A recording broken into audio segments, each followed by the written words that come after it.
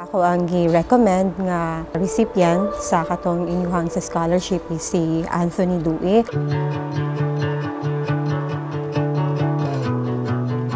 Usa ka abandon nga bata nga wala na gyud siya family. Kana siya nga bata, nakit-an naman gud na siya sa usa ka concerned citizen.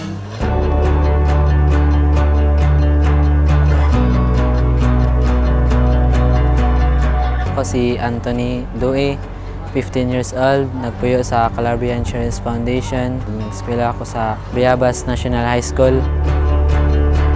Happy gid ko nga diri na enroll si Anthony sa ako ang section kay isa siya sa mga masaligan gyud nako.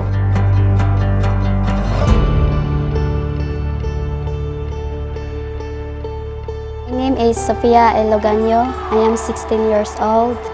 I am grade 8 now. So, na-eskwela ko sa Lapasan National High School. Sa tanan ng mga bata namo diri, siya gid bitaw ang na makita gid nimo siya nga kanabang independent, responsible siya.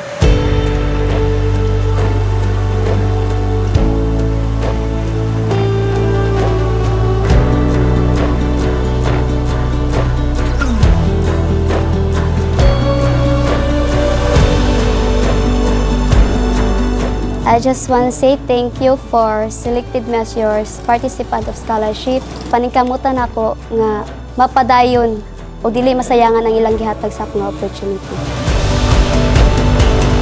Always anak gyud niya nga ginaampo kay makita na bitaw niya iyang family or makita siya sa iyang family. Makita na ko iyang dedication yun sa iyang pag-eskwela.